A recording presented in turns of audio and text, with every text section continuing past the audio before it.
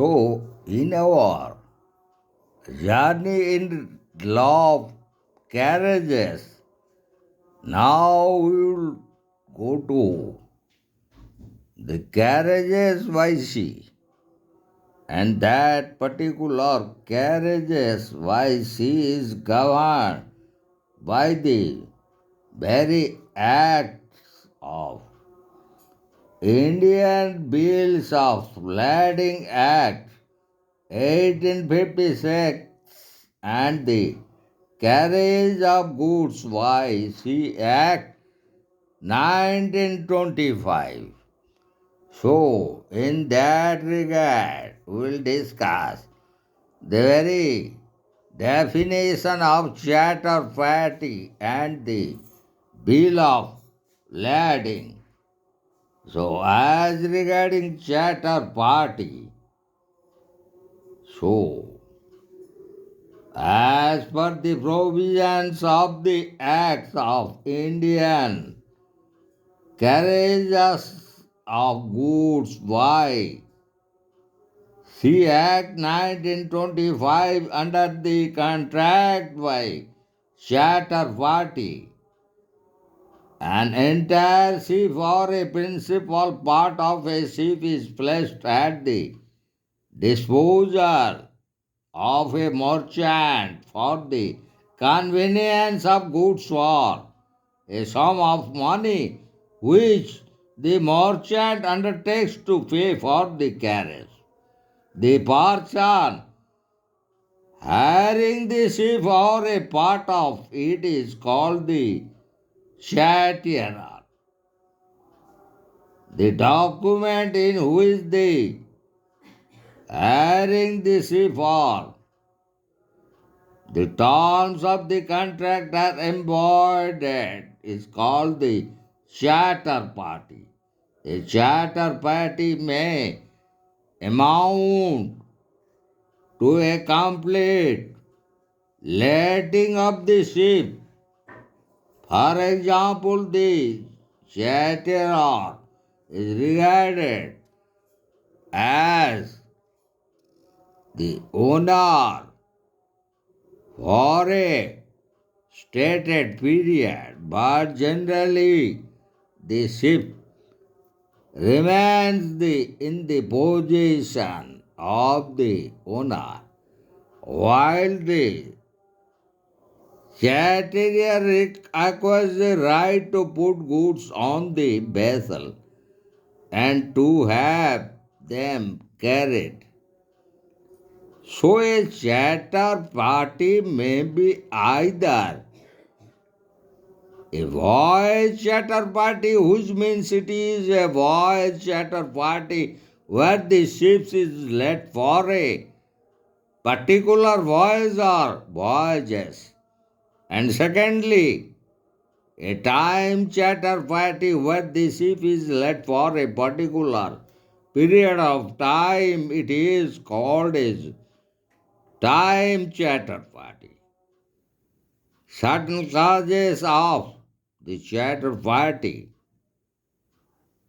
The important clauses of the charter party are as explained under the Act of 1925, that is the Act of Carriage of Goods by the Sea Act 1925.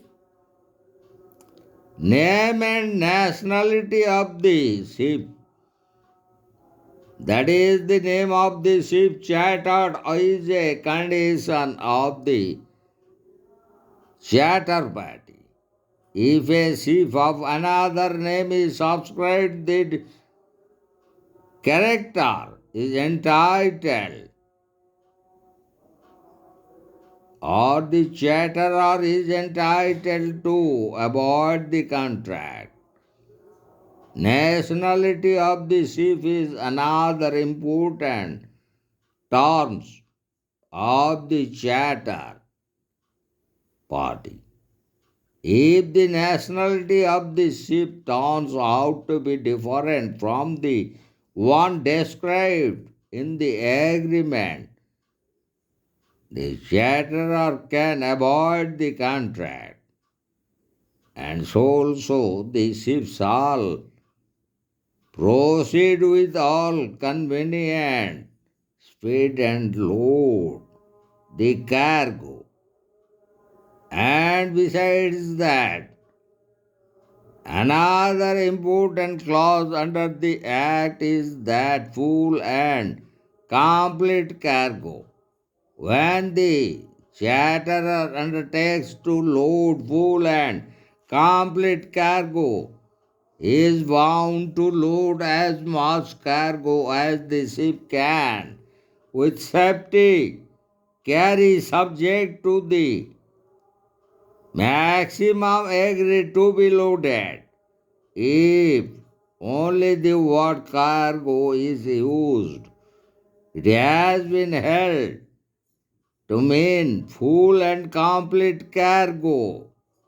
And as regarding the provisions under the Act of 1925,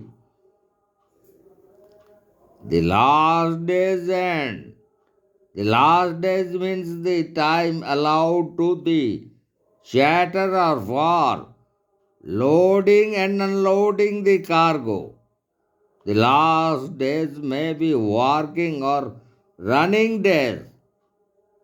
In case of working late days, Sundays and holidays are not counted. But in case of running late days, Sundays and holidays are counted. When no late days are mentioned, for the chatterer must load or the consignee unload within a reasonable time, where the late days are exceeded, the ship owner becomes entitled to the agreed damages called. So, it would be claimed for an allowed detention of the ship while loading or unloading beyond the period specified in the charter part. It also means compensation by means of unliquidated damages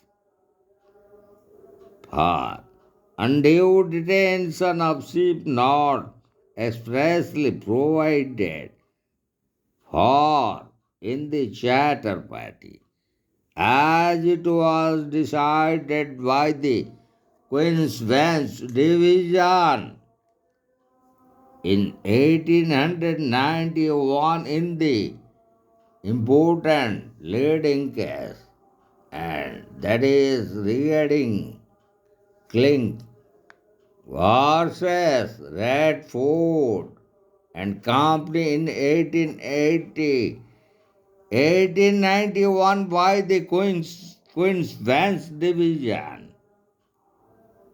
So, we would like to discuss the seizure clause as provided under the Act. In regards to that also, the decision of the Queen's Bench Division in regards to the leading case, Clink versus Radford and Company in 1891, that we would like to discuss.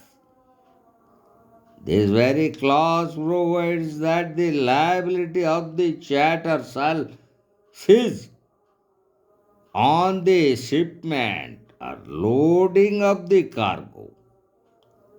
In return, the ship owner receives a lien on the cargo for freight.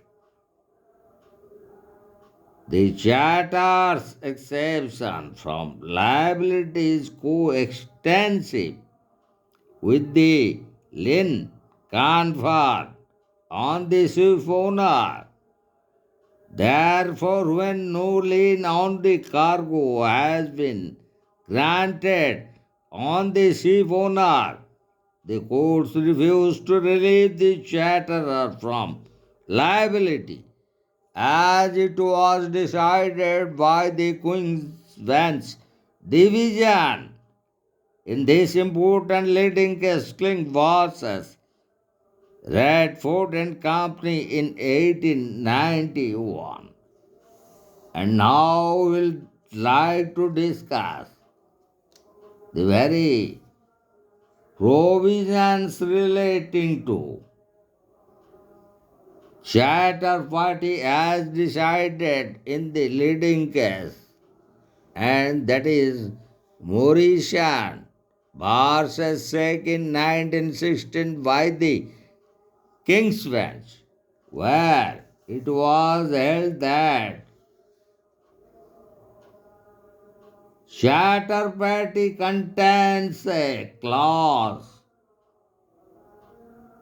the ship owner from liability for loss caused by certain perils such as acts of God or the enemies of the state, arrest and restraint of princes, rulers, or people, etc. This clause will protect the ship's owner only if the named peril could not have been avoided by the exercise of reasonable care and diligence on the part of the ship owner or his servants. So deviation without justifiable excuse cancel the very clause as it was decided in this important leading case by the King's Bench in 1916 in this important leading case, Mauritian versus Sec. So now we'll discuss regarding bill of lading. So a bill of lading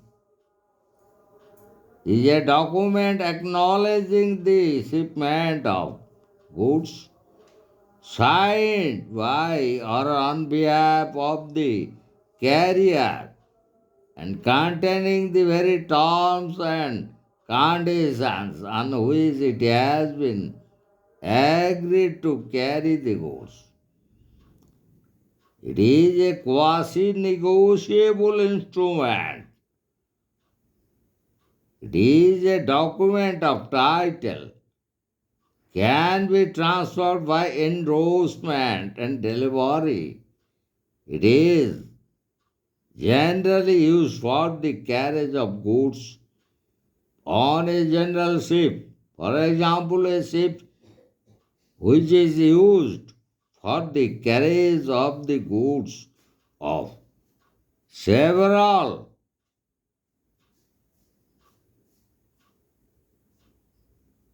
merchants who wish to have them conveyed by her and which is not employed for the carriage of a charter good only. So in this case, Lord Blackburn, the Lord of the House of Lords, explained that a bill of lading is a writing signed on behalf of the owner of the ship in which goods are embarked, acknowledging the receipt of the goods and undertaking to deliver them at the end of the voyage subject to such conditions as may be mentioned in the bill of lading. It is sometimes an undertaking to deliver the goods to the seafarer by name or his assigns, sometimes to order of assigns not, naming any person which is apparently the same thing, and sometimes to a consignee by name or assignee. But in all its usual forms, it contains the word assigns, a bill of lading, maybe should even where the ship is shattered.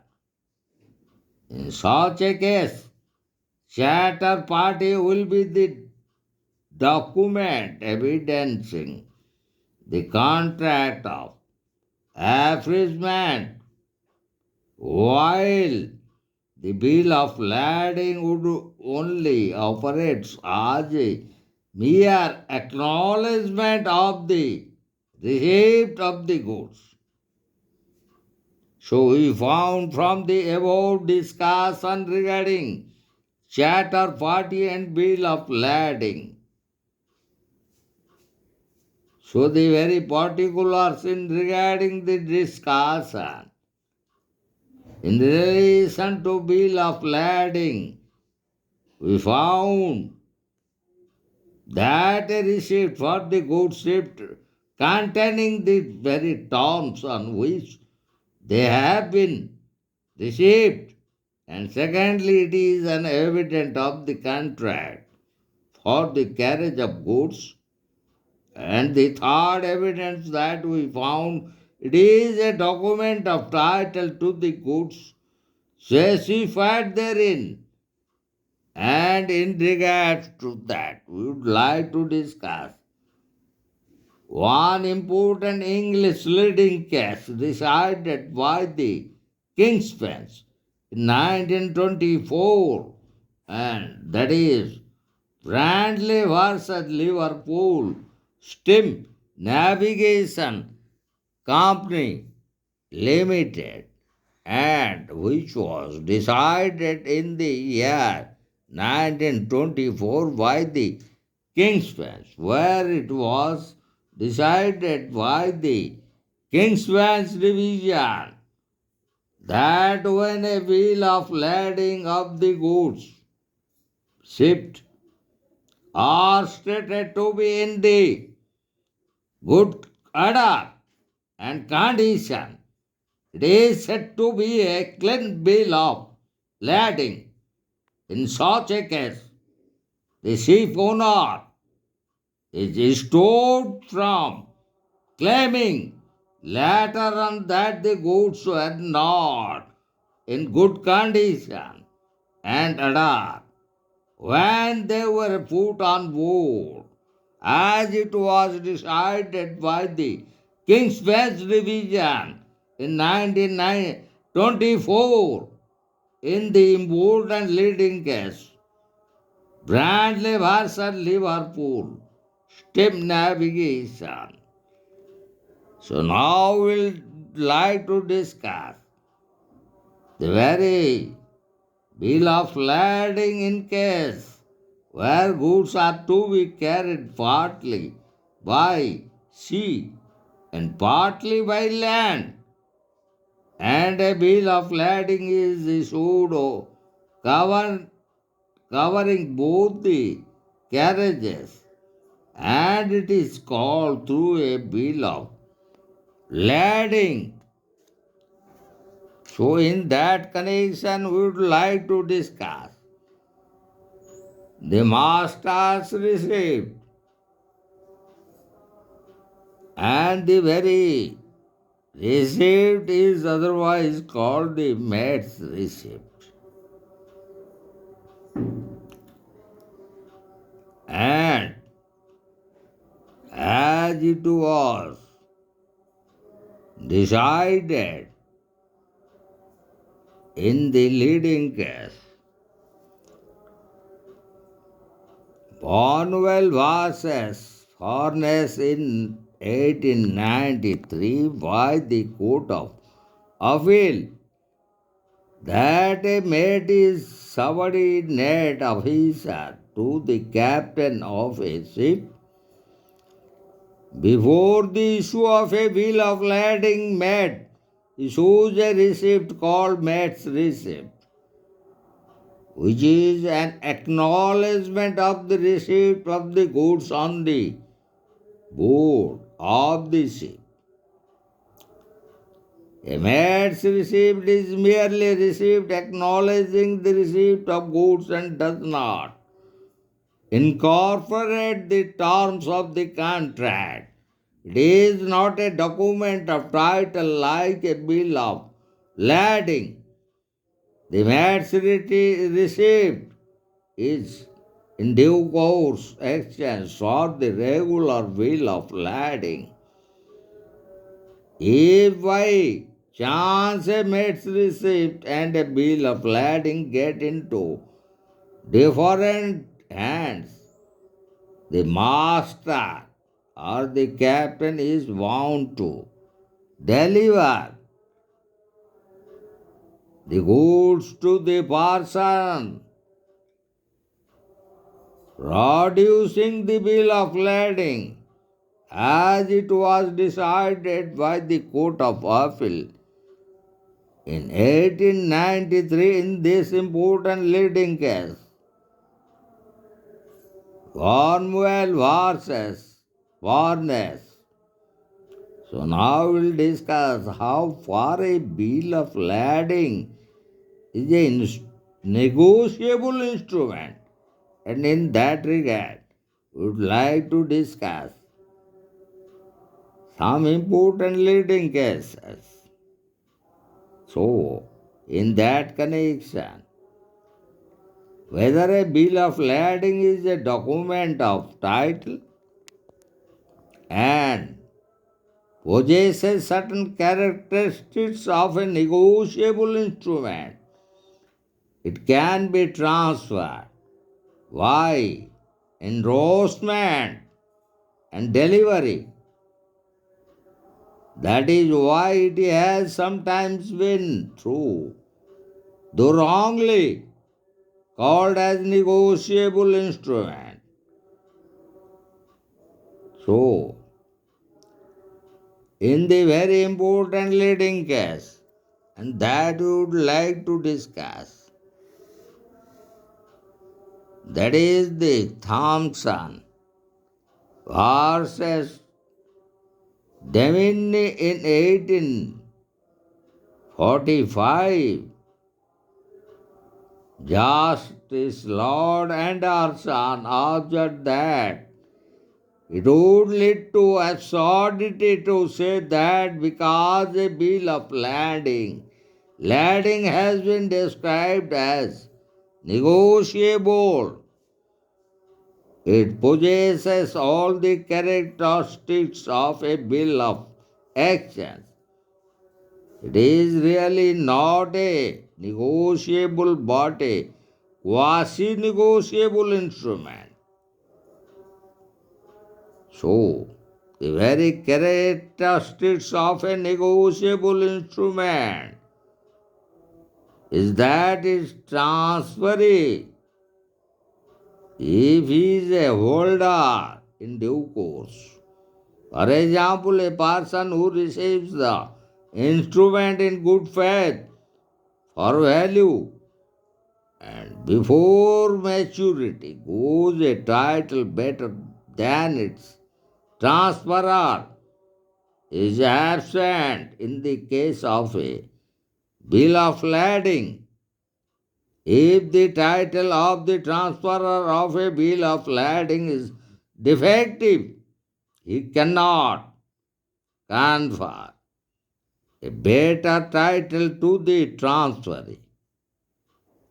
Where therefore a bill of lading has been transferred by endorsement and delivery or by delivery only, the transferee acquires all the rights to the goods shipped and is subject to all the liabilities in respect of them as it was decided by the Court of Appeal in 1855 in the important leading case, and that is Sewell and Badrick in 1855 by the Court of Appeal. And as per Section 1 of the Bill of Ladings Act 1856, it also provides that every consignee of goods named in a bill of lading and every endorsee of bill of lading to whom the property in the goods therein mentioned shall pass upon, or by the reason of such consignment or endorsement shall have transferred to and vested in him all rights of and be subject to the same liabilities in respect of such goods as if the contract contained in the bill of lading had been made with himself. So now you want to discuss the very differences that we found in between the charter party and bill of lading. So, as provided under the Act that already we have discussed in regard to charter party and bill of lading. So now we want to discuss the very difference that we found in between these two, the charter party and the bill of lading.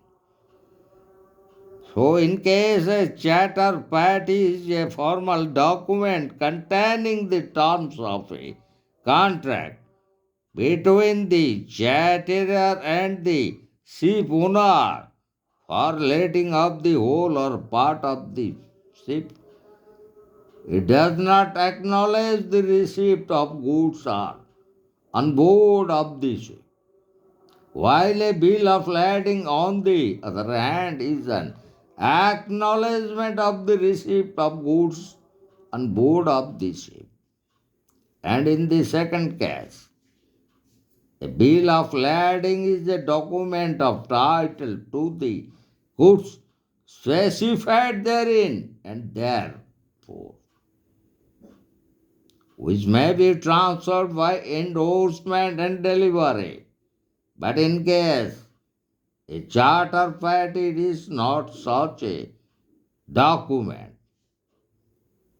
So, these are the very differences that we found in between a charter party and a bill of lading as provided as per the acts of the provisions as contained under the Indian Bills of Lading Act 1856 and the Carriage of Goods by Sea Act 1925. So, almost we have discussed all those provisions relating to charter party and the provisions relating to bill of lading as provided under the Indian Bills of Lading Act 1856 and the Carriage of Goods by Sea Act of 1925. So, almost we have completed The third portion in regards to carriage of goods and in regard to that those laws enacted in relation to carriage of goods by land or carriages of goods by rail or carriages of goods by sea. And our fourth important item that we would like to discuss in regards to the law of carriages by air, and that we would like to discuss in our upcoming lecture.